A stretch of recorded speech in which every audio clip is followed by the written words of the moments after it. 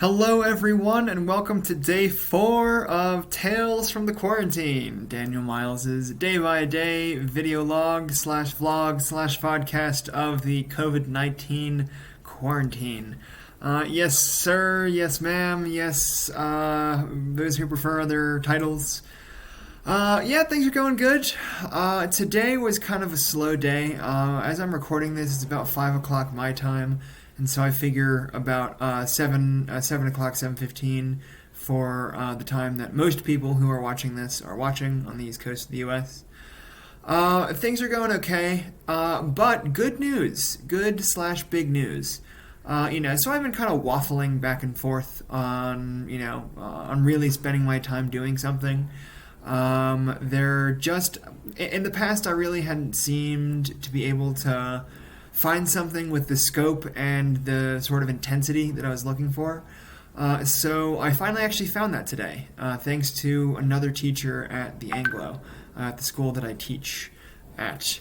I found a link, or I was given a link, to a online course put on by Cambridge, specifically for online teaching.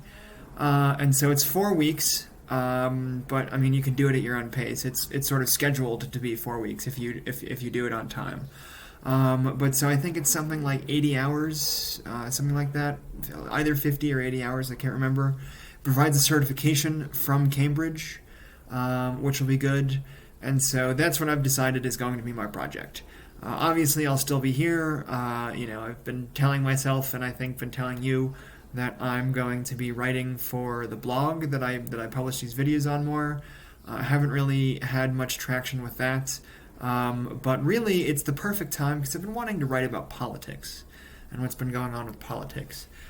So I mean, I'm sort of going in between the, sort of figures on that of A, being another white guy with an opinion, and B, it's the internet and that's literally what it's for.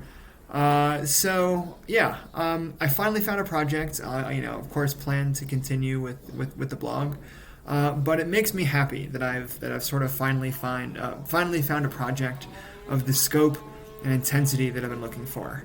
I was sort of hoping to include some sort of professional development in this quarantine, and so I mean, check, sort of checks all the boxes there.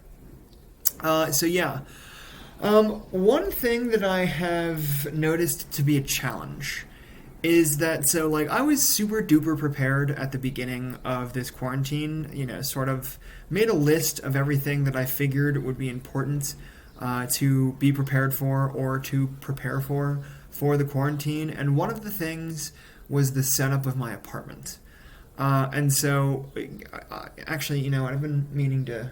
No, I'm connected to the Ethernet here. I'll do the next video when I'm not connected to Ethernet. Oh, wait a minute. I'm not uploading anything right now. So something I've been meaning to do is take you guys on a tour of my apartment. Because I've been making a lot of references to the size and sort of setup of my apartment. But I figure now's a good time to give you a tour. So just as a little bit of prefacing, I've found that it's not necessarily a challenge to keep my apartment clean because, I thrive in clean environments and I don't like being in places that are dirty or disorganized. Any friend of mine whose apartment that I have come over to can basically account for that fact. Brandon Denny, I'm looking at you. Your apartment better be clean right now or else I'm coming over. But it's not necessarily a challenge, but I had to remove most of my furniture, basically. It's not a huge apartment, so, moving this desk and then moving the thing that was here before I moved the desk here was a big change, given that this space is like a third of my apartment. So I've just found that it's easy to let things go. It's easy to not maintain things where, in a time like this, where I'm really contained in the space, it's really important to really keep things maintained. So let's go on a tour.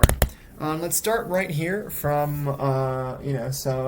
this is my view, basically, when I'm doing these things. My desk is something that's very important to me. Just a few highlights. I always keep a little postcard from Raleigh on here just to sort of remind me of my origins, you know. Josh Tedder, if you're watching, there's your wedding invitation. I can't wait to go. I always keep a picture of me and my grandma from when I graduated high school. It's very important. And then also actually something that I inherited from her, which is sort of like a family heirloom, I guess. So yeah, all right, so let's take a tour. I got some stuff for the kitty cat. This is where my desk was originally, actually. So basically, from this perspective, is where my desk was before. This used to be a little bit better put together, but my cat sort of had a good time with it. These three things here are also sort of family heirlooms. These are fans that my grandfather got from my grandmother throughout his travels in the army. I have some sugar skulls from Dia de los Muertos from this year. I've got my collection of foreign money, something that I'm actually very proud of. And then this crucifix is also something very important. This is something else that I inherited from my grandmother, and so I hold in very high import. Down here is just some sort of random stuff, some boxes for technology that I have. And then all of my sort of board games and such. This down here, that's a chess set that my dad gave me a long time ago, and that I sort of really value.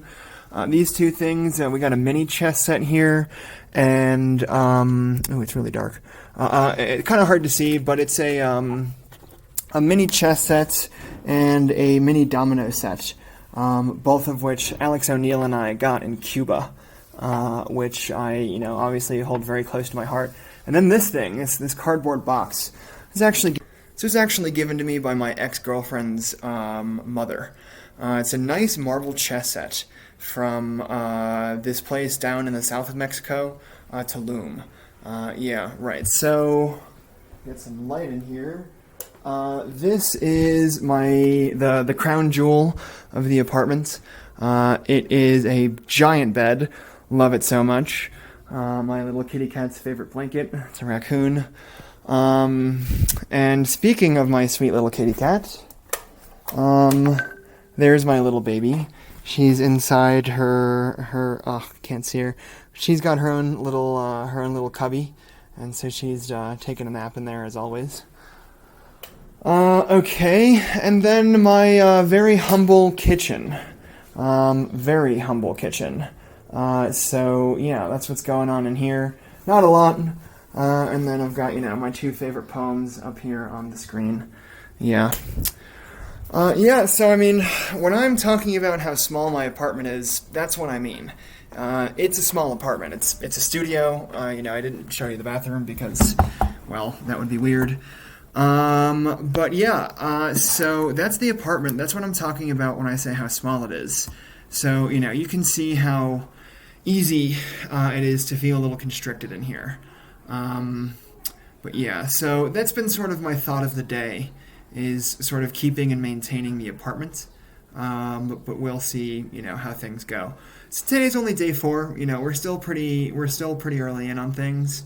But yeah, I mean, that's sort of how I'm doing today. It's day 4 of the. Actually, hold on a minute. I'm gonna bring the cat over here. One sec.